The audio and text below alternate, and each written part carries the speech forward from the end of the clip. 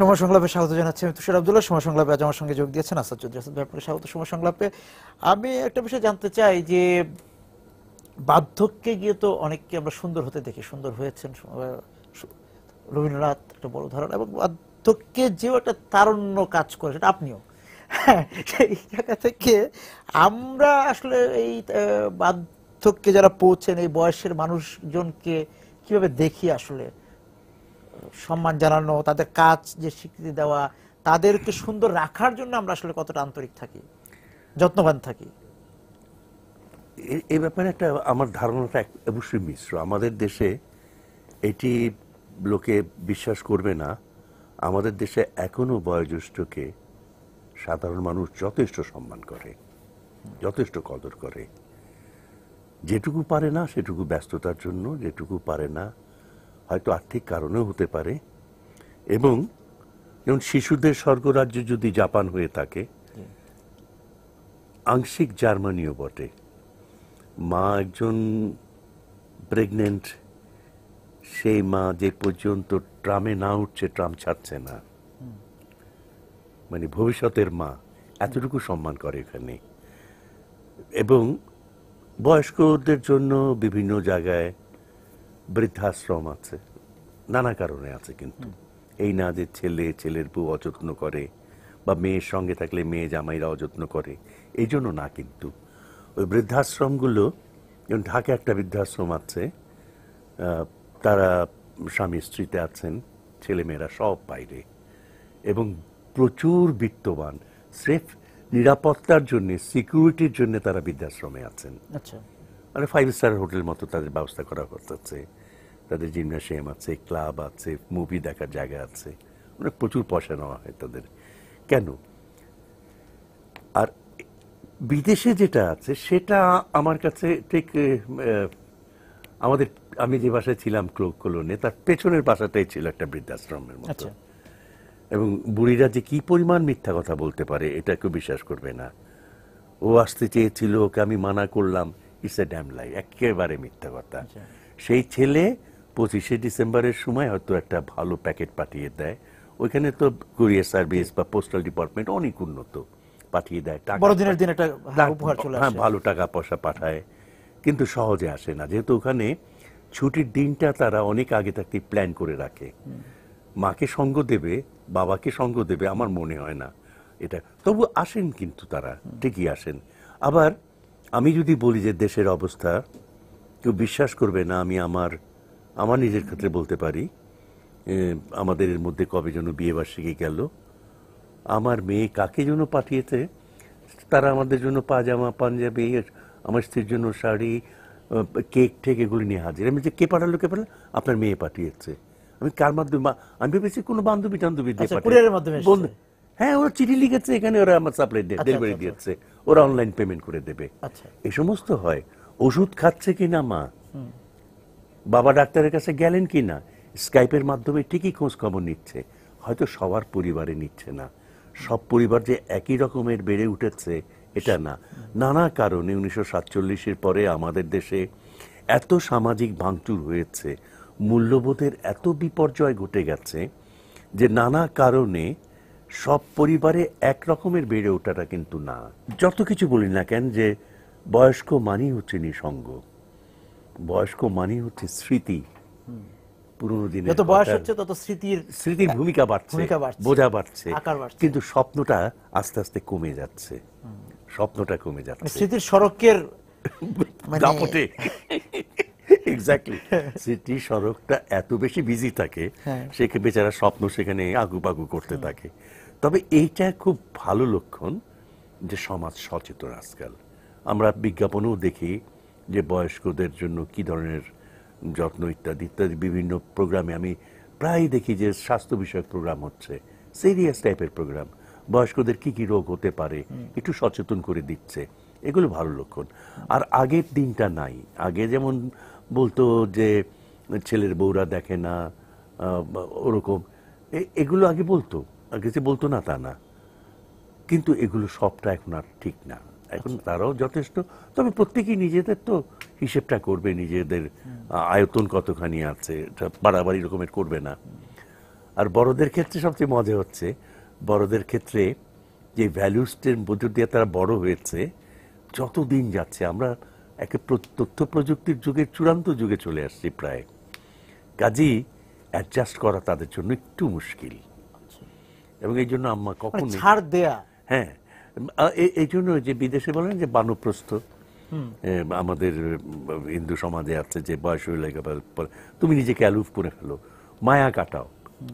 আমি উল্টোটা দেখছি যে যত বয়স পাচ্ছে তত মায়া আরো গাঢ় হচ্ছে। আরো আমার গাঢ় হচ্ছে। সত্যি সত্যি খুব কষ্ট হবে পরে, বুঝতে পারি এটা, মায়াটা বাড়ছে।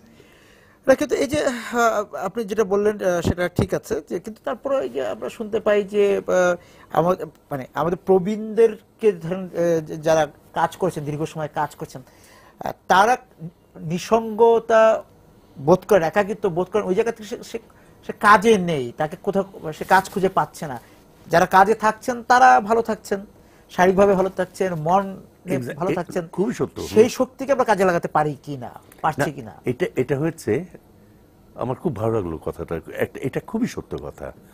আমাদের আগের জেনারেশনে আমরা দেখতাম যে একজন রিটায়ার্ড অফিসার, তখন তো আর কি জয়েন্ট সেক্রেটারি হলেই সেটা বিরাট ব্যাপার যে জয়েন্ট সেক্রেটারি ছিল। তো উনি যখন রিটায়ার করতেন তখন মসজিদ কমিটিটাকে ডাকতো, আমাদের একটুখানি যদি দেখেন আপনি, যদি স্কুল কমিটি পরামর্শ নিতে যেত, বিভিন্ন লোকে তার কাছে যেত। কিন্তু এখন কি হয়েছে, এরা কেউ কেউ কাজ করতে চান, সত্যি সত্যি কাজ করতে চান, এতদিন সরকারি কর্মচারী করেছি, এবার তো দেশের কাজটা করি না হয়, কিন্তু ওই রাজনৈতিক মাসলম্যানরা তাদেরকে ঢুকতে দেবে না, ওই মসজিদেও ঢুকতে দেবে না। আমি বোধহয় ঠিক মতো বোঝাতে পারলাম না। প্রবীণরা তো কাজ করতে চান, করতে চাচ্ছেন, কিন্তু যে বিভিন্ন রকম বাধা বিঘ্ন বা বেড়াজাল আছে, এগুলো সমাজ থেকেই তৈরি হয়েছে, এগুলো আকাশ থেকে তো আর আসেনি, নানা কারণে। সেটা হচ্ছে যে যে মূল্যবোধের ভিতর দিয়ে তারা বড় হয়েছেন, তাদের সময় শিক্ষা মানে শিক্ষা ছিল, তখন যদি একটা নকল টকল হতো না, রাষ্ট্রটিকিট, আমরা রাষ্ট্রটিকিট শব্দটা শুনতাম তখনই, যে নকল করছে, রাষ্ট্রটিকিট করেছে। তো তারপরও সমাজে কতগুলো ভ্যালুস ছিল, মূল্যবোধ ছিল, মানি লোকে সবাই মোটামুটি সম্মান করত, তার রাজনৈতিক পরিচয় যাই থাক না কেন, একটা সম্মান করত। পরবর্তীকালে এই ব্যাপারগুলো বেশ কিছু শিথিল হয়ে যায়, এবং আমি যেটা আমাদের সমাজে আমি এটা লক্ষ্য করেছি, যে সমাজে মোটামুটি একটু সংস্কৃতি চর্চা আছে, যে পরিবারগুলোতে সংস্কৃতি চর্চা আছে, সেই পরিবারে কিন্তু এই মূল্যবোধের বিপর্যয়টা তুলনামূলকভাবে অনেক অনেক কম। তার মধ্যে এটা বলতে আমার সত্যি সত্যি খারাপ লাগছে যে প্রথম মহাযুদ্ধের পর টাকার দাম বেড়ে গেল, তার আগ পর্যন্ত কিন্তু টাকার দাম অতটা না। একটা টাকা তাহলে কি করবে, একটা গ্রামে কি করতে পারে? এখন ইলেকট্রিসিটি গেছে, এখন সুখের উপাদানগুলো কেনা যায়, ফুর্তির উপাদানগুলো কেনা যায়, কাজেই টাকার দাম বেড়ে গেছে, টাকা মানুষ পেতে চায়, জমি, তার উপভোগের পরিধি বেড়েছে, আয়তন বেড়েছে। আগে যেমন লোকে বলতো যে বাড়ি পুড়লে অন্তত ছাইটা থাকে, আগে বলতো যে নদী ভাঙলে কিছুই থাকে না, এরকম একটা ভঙ্গি থাকতো তাদের। কিন্তু টাকা থাকলে কিন্তু ওই নদী ভাঙুক আর যাই করুক না কেন, তাকে একটা সেন্স অফ সিকিউরিটি তাকে দেবেই, এই নিরাপত্তা দেবে। এবং এই জন্যই মানুষ সোনা, বিয়েতে যে এখন সোনা দিতে হবে ওই সিকিউরিটির ইয়ে থেকেই আসা। আগে যেমন মেটাল দিত তখন প্রাচীন সভ্যতাতে ধাতু একটা গুরুত্বপূর্ণ ব্যাপার, সেখান থেকে তা আসতে দামি ধাতু দাও, সোনা দাও, গোল্ড দাও, এই ব্যাপারগুলো কিন্তু এসে গেছে। এবং সবচেয়ে বড় কথা যেটা আমার কাছে একটু ইয়ে লাগে, সেটা হচ্ছে শিক্ষকদের অসম্ভব সম্মান করত। আমি ব্রাহ্মণবাড়িয়াতে 8 বছর কি 9 বছর ছিলাম, কেউ বিশ্বাস করবে আমার ছাত্রের দাদা পর্যন্ত আমাকে স্যার বলতেন। এবং ছাত্রী বলতে খুব কষ্ট করে বলেন, হ্যাঁ, এখন ছাত্ররা খুব কষ্ট করে বলে। আমি তো শাহজালাল বিশ্ববিদ্যালয়ের ঘটনাগুলো পড়লাম, বিভিন্ন ইউনিভার্সিটির ঘটনাগুলো পড়ি, ভাইস চ্যান্সেলারগুলো আটকে রাখি, তারপর কি কি হয় না। আমার এটা ঠিক, আমি অধ্যাপনা করতাম, আমি ছেড়ে দিলাম যখন দেখলাম যে 72 সনে পরীক্ষায় নকল করছে, 3টি মাত্র ছেলে নকল করেনি। বিশ্বাস করবে কেউ? আমি দেখলাম যে এই ছেলে আমার দিকে তাকিয়ে কথা বলে না, সে হাসে আর নকল করে। আমি কতক্ষণ একটা বিয়েতে একটা বই পেয়েছিলাম, ছায়ানট, রবীন্দ্রনাথ নজরুল ইসলামের কবিতা, উপহার দিয়েছিলেন কে জন্য। আমি সেই বই দিয়ে পেটাতাম, এক্সপেল করলে তো বাবা দায়ী থাকবে, ও তোর কিছু হবে না। বই দিয়ে পেটাতাম, বইটার অবস্থা কাহিল হয়ে গেছিল। হ্যাঁ, তো এই যে পরিবর্তনটা না, এটা অসহ্য, এটা মানতে কিন্তু খুব কঠিন হয়, কষ্ট হয়।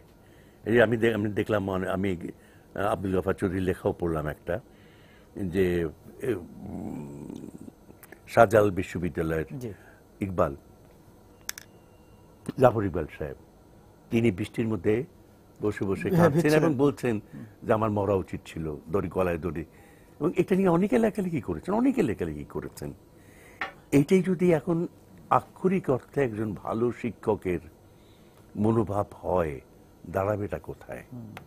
ইউনিভার্সিটি তো আর পড়ায় না, সুন্দর এসি রুম তো আর পড়ায় না, কম্পিউটার তো আর পড়ায় না, যাতে ইনফ্রাস্ট্রাকচার যেগুলি বলে সেগুলি তো কম হয়নি আমাদের দেশে। তো মানুষ কোথায়? লোক বেড়েছে, মানুষ কমছে, এটা সাংঘাতিক। প্রাইমারি স্কুলগুলো গাছতলা থেকে তো দোতলা হয়েছে, 3তলা হয়েছে গ্রামেও। হ্যাঁ হ্যাঁ, হয়েছে। আগে রেডিও, আমাদের এখানে এক গ্রামে রেডিও ছিল, আমার মনে আছে, হিজলা আর মুলাদি থেকে, পাতারহাট থেকেও ওসি পাঠিয়ে দিতেন যে আকাশে চাঁদ দেখা গেছে কি দেখা যায়নি। তখন ছিল না রেডিও, আমি 48, 49, 50 কথা বলছি। এরপর তো ট্রানজিস্টার এলো 60s এর দিকে, তখন তো আর কোনো কথা না, ছোট ছোট ইয়ে এসে গেল, ছোট ছোট ব্যাটারি দিয়ে চালানো হচ্ছে। তো আজকে প্রযুক্তি এতটা এসে গেছে, তারপরও আমাদের বিজ্ঞান মনস্ক আমরা হইনি। মানুষের সবচেয়ে বড় কৃতিত্ব কোথায়? পড়াশোনা করুক বা না করুক, তার একটা বিচারবোধ আছে। কিন্তু প্রযুক্তি কি আমাদের এই যে নৈতিকতা, মায়া, মমতা, স্নেহ, হ্যাঁ স্নেহ তো নিম্নগামী হয় শুনেছি, এগুলো কি প্রযুক্তির কারণে শুকিয়ে গিয়েছে? আমি ঠিক এইভাবে বলবো না, আমি এইভাবে বলতে পারি, আগে এগুলি লোকে বিশ্বাস করবে কি করে? 1 মাইল দূরে এক লোক এসছে, সে তার গ্রামের বাড়ি যাবে, কোনো এক আত্মীয় বাড়িতে যাবে, চিনে না, ঘরে একটি মাত্র হারিকেন, সেটা জ্বালিয়ে ওই লোকটি তাকে পৌঁছে দিয়ে গেছে। আজকে আমি মিরপুর যাব, কয় নম্বর বাসে উঠবো দেখেন না, ওখানে এই কাজটি কেউ করবে না। যেমন আমার এক মামা, আমার তো গ্রামে কবরস্থান আছে, ওখান দিয়ে যেতে আমার ক্লাস 7, 8 পর্যন্ত ভয় লাগতো পাশ দিয়ে যেতে। তো আমরা বাজারে মাগরিবের নামাজ পড়ে আস্তে আস্তে যেতাম, ওয়েট করতাম যে কে যায় এখান দিয়ে, তার সঙ্গে সঙ্গে যাব। তো মামা পৌঁছে দিতেন, আবার হয়তো চায়ের দোকানে বসছি, কান ধরে বা নিয়েও গেলেন। এখন আদর করারও লোক নেই, শাসন করারও লোক নেই। এবং সমাজ, এটি খুব গুরুত্বপূর্ণ একটা আমার ভাবনা, নিজের মুখে বলতে হয় যে রাজনীতি যাই হোক, সমাজটা কিন্তু আমাদের এখন পর্যন্ত একটা শক্তিশালী ইনস্টিটিউশন। হ্যাঁ, এই সমাজের কাঠামোটা ভাঙছে, এটাই হচ্ছে আমার কাছে একটা কষ্ট। সমাজের কাঠামোটা ভেঙে যাচ্ছে, কিন্তু আমরা দেখতে পাচ্ছি ভেঙে যাচ্ছে, যেমন নদী ভেঙে যাচ্ছে দেখলে পরে আমরা নদীকে রক্ষা করার চেষ্টা করি বিভিন্ন কিছু দিয়েই, রক্ষা কতটুকু হয় না, এপার ভাঙ্গে ওপার ভাঙ্গে। সমাজ ভেঙে যাচ্ছে আমরা দেখছি, সমাজের এই ভাঙ্গন ঠেকানোর জন্য, রোধ করার জন্য বাঁধ বলি বা আরো যে বিভিন্ন রকম ব্লক দেয় না, সিমেন্টের ব্লক, যেই জলাশয়ে বিলীন হচ্ছে, সেই জলাশয়ের নাম কি বলবেন? এটা মুশকিল একটা, জলাশয়ের নাম কি বলা যেতে পারে? এখন এই যে ভাঙন রোধটা সমাজের, অনেকগুলো ব্যাপার আছে। আমাদের যে সমাজটা ছিল, একেবারে সমাজটা ছিল গ্রাম নির্ভর কৃষিভিত্তিক অর্থনীতি, সেটাতে কিন্তু পরিবর্তন এসে গেছে। আমাদের এখানে একেবারে কয়জন শ্রমিক ছিলেন, হাতে গোনা, এটা একটা বড় শক্তি। মেয়েরা কাজ করবে, এটা কেউ ভাবতে পারে কোনোদিন? এখন গার্মেন্টস সেক্টরে দেখা গেল যে মেয়েরা কাজ করছেন। শুধু তা না, এখন আমরা দেখছি যে আর্মিতে মেয়েরা যাচ্ছেন, প্রশাসনে তো মেয়েরা আছেনই। আজকে আমি যদি ভুল না করে থাকি, প্রথম আমি সময়ে টেলিভিশনের নিউজ রুমে গিয়ে দেখলাম প্রায় 70% মেয়ে। তার মানে কি, আমাদের এই পরিবর্তনটা তো হচ্ছে, এক ধরনের পরিবর্তন হচ্ছে। তবে সবচেয়ে বড় বোধহয় সভ্যতার একটা বড় মাপকাঠি বোধহয় এটা, যে অ্যাডজাস্ট অ্যান্ড অ্যাসিমিলেশন, মানিয়ে নেওয়া এবং সমঝোতার মধ্যে আসা। জিদ করে থাকলে হবে না, হ্যাঁ আমাদের বাপদাদার এটা করেছে আমরা মানব না, এটা বললে কিন্তু আর হবে না। আমার জন্য কতটুকু গ্রহণযোগ্য, আমি কতটুকু অ্যাফোর্ড করতে পারবো, আমার ক্ষমতায় আছে কিনা, এগুলো নিশ্চয়ই বিবেচনার মধ্যে আসবে এবং তখনই অনেকটা সুরাহা হবে। আমার যেটা মনে হয় যে বর্তমান বিশ্বে আন্তর্জাতিকতাবাদের যুগটা তো প্রায় শেষ, এখন যেটা যুগ শুরু হয়েছে বিশ্বায়নের যুগ। বিশ্বায়নের যুগ মানেই হচ্ছে যে একেবারে একতরফা ভাবে বলা আমাদের যাবে না, জলাশয়ের নাম বিশ্বায়নও বলা যেতে পারে, বিশ্বায়নের মহাসাগরে। হ্যাঁ একটা আতঙ্কিত বিশ্বায়ন। হ্যাঁ, লোভের পরিমাণ বেড়েছে, প্রতারণার পরিমাণ বেড়েছে, সততার পরিমাণ বেড়েছে এবং আমি খবরের কাগজ তো পড়ি, আপনাদের নিউজও দেখি, প্রধান আসামিকে বাদ দিয়ে কি করে মামলা করা যায়, সরকার কিভাবে মামলা করে, সেগুলো আমরা দেখেছি। তার ফলে কি এই যে ফাঁকিটা কিন্তু সমাজ বেশি দিন মানতে পারে না। চালবাজি করে, যেমন রবীন্দ্রনাথ বলছেন যে চালাকি করে মহৎ সাহিত্য হয় না, চালাকি করে জনপ্রিয় হওয়া যায়, চালাকি করে মানুষের দৃষ্টি আকর্ষণ করা যায়, কিন্তু বড় কাজ করতে গেলে ত্যাগের প্রয়োজন হয়। আমাদের এখানে তৃতীয় বিশ্বে যখন আন্তর্জাতিকতাবাদ ছিল তখনও আমাদের মতো দেশেও আমরা রবীন্দ্রনাথকে পেয়েছি, নজরুলকে পেয়েছি, কিন্তু তৃতীয় বিশ্বে, আমি আবারও বলছি, খুব জোর দিয়ে বলছি, গোটা তৃতীয় বিশ্বে আর একটি এরকম বাতিঘর পাওয়া যাবে? কাজী এই মূল্যবোধ বিপর্যয়ের সঙ্গে আমাদের টক্কর দিতে দিতে এক ধরনের অভিজ্ঞতা হবে। আমাদের যে দার্শনিক সূত্রগুলো আছে, বিদগুলো আছে, সেগুলোকে যাচাই বাছাই করা হবে এবং আমাদের যে মানবিক মূল্যবোধ আমরা এতটা গুরুত্ব দিই, খুব স্বাভাবিক কারণে গুরুত্ব দিই, সেখানেও আমাদের কিছু অ্যাডজাস্ট অ্যাসিমিলেশনের ব্যাপার আমার মনে হয় হতে হবে। আগে এটি আমরা অনেক উপন্যাসে পড়েছি, আমার তখন হাসি এসছে, সেটা হচ্ছে যে এক পিসি, তাকে কলকাতায় বাড়িতে নেওয়া হয়েছে, থাকে তো পিসি থাকেন, বাড়িটা পাহারাও দিতে হয়, সে ওই তার ভাইপো এবং তার কি বলে ভাইপোর স্ত্রী বৌমা দুজনেই চাকরি করেন, বাচ্চাটাকে রাখতে হয়, কাজের একটা মেয়ে আছে ছুটা কাজ করে।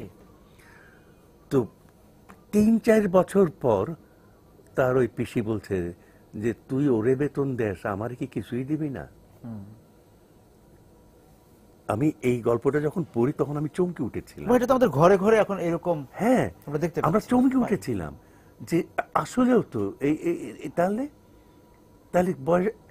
আমরা প্রবীণদের নিয়ে কথা বলছিলাম, প্রবীণদের প্রয়োজন তো এখানে যে ঘরে একটা ব্যালেন্সের মতো থাকলো, বয়োজ্যেষ্ঠ থাকলো, একটু ডাক ডুক দেবে, ডাক শব্দটা দেয়, ডাক মানে এদিকে আসো এই অর্থে না, মানে সতর্ক করে দেওয়া। আমাদের যে গ্রামে গঞ্জে আগে বলতো না যে ডাক দেওয়ার মতো কেউ বাড়িতে নাই, এক্স্যাক্টলি, হ্যাঁ, বা পাড়া ডাক দেওয়ার মতো কেউ নাই, এক্স্যাক্টলি। যে এই যে অভিভাবকত্ব বলি আমরা, অথবা আমরা তার নির্দেশনার অপেক্ষায় থাকি, অভিজ্ঞতা জড়িত কারণেই, অন্য কোনো কারণে না।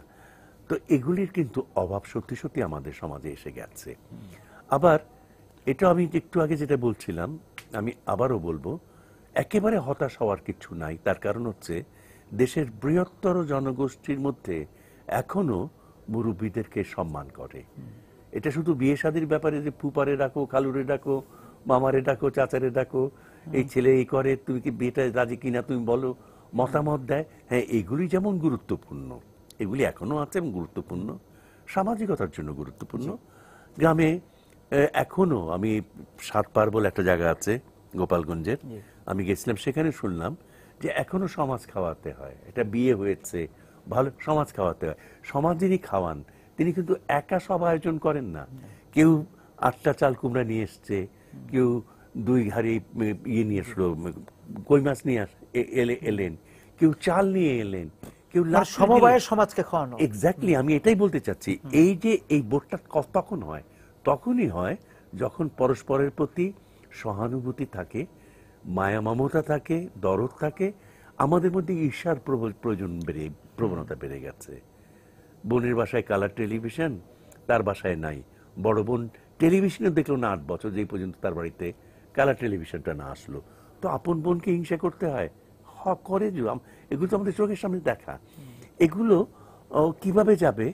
আমার মনে হয় ধর্ম কিছুটা সাহায্য করতে পারে, করেছো আমাদের। অধর্ম হবে, এটা করিস না, অধর্ম, কি হিন্দু ধর্মে হোক আর কি মুসলমান ধর্মে হোক, আমরা বলতাম এটা করিস না, এটা অধর্ম। ধর্মের থেকে তো ঈর্ষা করছে। হ্যাঁ, কিন্তু তারপরও যেটা, যে মানুষ যদি একটু শিক্ষিত হয়, রুচিবান হয়, সংস্কৃতিবান হয়, সংস্কৃতি একটা বড় বিষয়, ধর্মের তখন পাশাপাশি সংস্কৃতিটা থাকতে আমার হবে। মনে হয় তখন আমরা অনেকটা এগোতে পারবো। আর একটা আছে যেটা, এটা আমি ঠিক ব্যাখ্যা দিয়ে বলতে পারবো না বা যুক্তি দিয়েও বলতে পারবো না, আমি এমনি বলে যাচ্ছি, তৈরি করা যেতে পারে। সভ্যতা তো এক ধরনের রিলে রেস। আমার দাদা একটা মূল্যবোধে ছিলেন, বাবার হাতে কাঠিটা দিয়ে গেছেন, বাবা আমার হাতে একটা কাঠি দিয়ে গেছে, আপনি আমি কি আরেকজনের আমার হাতে দিবেন। ছেলেদের হাতে কাঠিটা দিতে পারবো? এই সংকটটা কিন্তু থেকে যায়। যদি দিতে না পারি তাহলে কিছুটা গ্যাপ থাকবেই। তাহলে আমাদের লক্ষ্যটা কি? সেই লক্ষ্য কি পৌঁছতে পারবো? এখন আমার কেন জানি মনে হয় আমরা এই সমাজটা দৌড়চ্ছি আমরা, কিন্তু ওই মোপাসার সেই গল্পের মতো, মোপাসার গল্পে একটা খুঁটির চারদিকে ঘোড়াটা চারিদিক ঘুরছে ঘুরছে ঘুরছে, সকালবেলা দেখলো ঘোড়াটা যেখানে আছে একটা বৃত্তের মধ্যেই ঘুরলো। আমার কেন যেন মনে হয় যে আমরা কোথাও একটা খুঁটির মধ্যে বাধা আছি এবং গন্তব্য সুনির্দিষ্ট নেই। তার ফলে ঘূর্ণির মধ্যে আছে। একবার এখানে হাত দিই, একবার এখানে হাত দিই। ব্রাহ্মণবাড়িয়ার এক কবি ছিলেন দুলামিয়া মাস্টার, ওর একটা গান আমার মনে আছে, আমি তো সুর করে বলতে পারবো না। আমরা যেই ডাল ধরি সেই ডাল ভেঙে পড়ি, কোনো ডাল আমরার ভর কুলায় না, গরিব ডালে কেউ জিগায় না। আমাদের সব প্রবীণেরই আছে যে এক একজনের এক এক রকম পরিস্থিতির সংসার জীবনে পড়তে হয়। আমরা কবি সাহিত্যিকদেরও প্রবীণ জীবন দেখেছি, আমরা সুফিয়া কামালের বার্ধক্য দেখেছি, সেটা একটা সৌন্দর্য ছিল। আমরা শামসুর রহমান ভাইয়ের বার্ধক্য দেখেছি, আবুল হোসেনের দেখেছি, আমরা আল মাহমুদেরও দেখছি, বা আরো অনেকেরই দেখছি। সেগুলি নিয়ে যদি কথা বলেন। এটা একটা হচ্ছে কি, একজন সেলিব্রিটি যদি বাসায় থাকে তার একটা আলাদা মর্যাদা থাকে, কিন্তু যদি তিনি সেলিব্রিটি না হন, সেটাই সুফিয়া কামাল যদি না, কিন্তু যারা সেলিব্রিটি তাদেরও কারো কারো খুব মানে তাদের ক্ষোভ থাকে, অনেক সময় ক্ষোভ থাকে। এইটা ক্ষোভ এবং মানে তাদের কারো কারো একটু করুণ মুহূর্তের কথা আপনি আমি হয়তো বা জানি, আমরা বলতে হ্যাঁ, আমরা হয়তো বলবো না, এটা খুবই সত্য কথা। আমরা সেই অপ্রিয় কথাগুলো আমরা অপ্রিয় কথাগুলো আমরা বলতে চাই না, কিন্তু বিষয়গুলো অপ্রিয় না হয়ে উঠুক সেটা আমরা চাই না। ওইখানে সমস্যাটা হয় কি, ছেলে মেয়েরা যদি সেভাবে তৈরি না থাকে, তৈরি করা যায় এটা আমি মনে করি না। 18 বছরের পরে যে ছেলেটি বড় হচ্ছে বা মেয়েটি বড় হচ্ছে, সে নিজেকে তৈরি করবে। পারিবারিক ঐতিহ্য তাকে কিছুটা সহায়তা দেয়, শিক্ষা তাকে কিছু সহায়তা দেয়, সংস্কৃতি তাকে আর এক ধরনের তৈরি করে। কিন্তু এরপরও দেখা যাবে অর্থগৃহীতা থাকে সমাজে। আগে বিড়ি সিগারেট খেলেই লোকে খুব বিরক্ত হতো, আর এত গোল্লায় গেছে। আগে কেউ গান টান গাইলে পর আর করে না, তো গোল্লায় গেছে। এখন তো আরো কিছু ইয়াবাস খবরের কাগজে পড়ি, এটা পড়ি সেটা পড়ি, এবং তার সঙ্গে খুব তা বড় লোকরা জড়িত। এবং আমাদের কোনো কোনো মন্ত্রী বলে যে কোনো খবর পাই না। এই সমস্ত যে পাই না তা না, এগুলো তো খবরের কাগজ মানুষ পড়ে। এবং গণতন্ত্রের এই একটা সুবিধা আছে যে আমরা জানি, সিদ্ধান্ত কি নিই না নিই, আমাদের জানাটা খবরটা আসে একটু। তো এই যে প্রবীণদের ব্যাপারে না, এটি কিছু কিছু দুঃখজনক প্রত্যেকেরই থাকে। জীবন দাসের ভাষায় বলি, কে হয় হৃদয় খুঁড়ে বেদনা জাগাতে ভালোবাসে। কিছু কিছু বেদনার জায়গা অবশ্যই আছে। রবীন্দ্রনাথের কথা যদি বলি, এত মৃত্যু, এত প্রিয়জন, এত স্নেহভাজনের মৃত্যু ভেতর দিয়ে তাকে যেতে হয়েছে। কিন্তু তারও একটা আমি বলবো, এই যে এটা খুব বড় ব্যাপার, ধৈর্য এবং সহিষ্ণুতা। গোটা পৃথিবীতে আমি লজ্জার সঙ্গে বলবো যে মানুষ শত শত না কোটি কোটি বছরের মধ্যে মানুষ একটা জায়গায় গিয়ে 19 শতাব্দীতে মানুষের জন্য, আমি ভুবন হাজারিকার একটা লাইন অন্তত মনে করে দিচ্ছি, এখন দেখা যাবে যে না, দয়া, করুণা, মমতা, স্নেহ, ভালোবাসা এগুলো যেন আস্তে আস্তে আস্তে আস্তে উঠে যাচ্ছে। লজ্জা শরম, কি নির্লজ্জের মতো মানুষ কথা বলে দিনের পর দিন। মানে হায়া যেটা আমরা বলি, হ্যাঁ, ওটা প্রায় উঠে গেছে, প্রায় উঠে গেছে। তো এইরকম একটা পরিস্থিতিতে ভাগ্য ভালো যে এখনো আমরা বাংলাদেশের মানুষ, আমরা এতটা দুর্দিনের মধ্যে পড়ে যাইনি, এখনো পড়ে যাইনি। কিছু ফাটল হয়তো বা দেখা যাচ্ছে, সেটা নিয়ে তো হ্যাঁ, একটা উদ্বেগ ফাটল অবশ্যই দেখা দিয়েছে। আমি এ ব্যাপারে যাতে ভাঙন না হয়, হ্যাঁ, আমি প্রতিবাদ করতে পারলে খুব খুশি হতাম, কিন্তু অতি সত্য তুষার যে ভাঙন দেখা দিয়েছে, ফাটল দেখা দিয়েছে। এবং ফাটল যে দেখা দিয়েছে এই ব্যাপারে কিন্তু চিন্তা ভাবনাটা হচ্ছে। এই যে সোশ্যাল সাইকোলজিস্ট নিয়ে আমার খুব ভালো লাগে যে বিভিন্ন চ্যানেল আজকাল এই মানসিক যন্ত্রণার মধ্যে আধুনিকতা তো আর কিছু না। আধুনিকতা একটা শব্দ এর মধ্যে এসে যায় যে আত্মযন্ত্রণা, নিজের একটা ব্যাপার আছে, নিজের পীড়ন, আত্মপীড়ন, এটা এসে যায়, এটা কিছুতেই এড়ানো যায় না। এবং আধুনিকতার একটা বড় লক্ষণ হচ্ছে সংশয়, সন্দেহ করা, দ্বিধা করা, to be or not to be, that is the question. কিন্তু আমরা তো ছোটবেলা থেকে বিশ্বাসে মিলয় কৃষ্ণ তর্কে বহুদূরের মধ্যে দিয়ে বাস করি, কাজে সেখানেও আমাদের কিছুটা উন্নতা থেকেই যাচ্ছে। আমরা কি কারোর উপর ভরসা করতে পারি না এখন? এটা মুশকিল তো এখানেই। ওই যে আমি দুলা মিয়া মাস্টারের কথা বললাম, যে যেই ডালটা, এই ডালটা ধরে টিকবো, সেই ডাল সহই ভেঙে পড়ছি আমি, আমাকে নিতে পারছে না ডালটা। এটি সব জায়গায় হয়েছে। আর একটা আমার মনে হয়েছে যে একই মতাদর্শের মানুষ কিন্তু নিজেকে প্রতিষ্ঠিত করার জন্যে কোথায় পাঁচজনে মিলে কাজটা করলে ওই মতবাদটা, ওই আদর্শটা তারা টেকাতে পারে, তা না করে পাঁচজন পাঁচ জায়গায় দাঁড়িয়ে অনড় অবস্থায় পরস্পরের বিরোধিতা করবে। তো সেক্ষেত্রে ঐক্যমততার প্রশ্ন নাই। যেমন আমার মনে হয় যে দেশের অনেকগুলো প্রশ্নে আমার মনে হয় ঐক্যমত অনায়াসে হতে পারত, কিন্তু কেউ যদি বলে যে আমি রুটি খাবো, তার উনি বলবেন যে আমি ভাত খাবো। সূর্য ওদিক থেকে ওঠে না, সূর্য এদিক থেকে ওঠে, এই যে একটা অনড় অবস্থান, সেখান থেকে তো বেরিয়ে আসতে হবে, সমঝোতায় আসতে হবে, কথা বলতে হবে।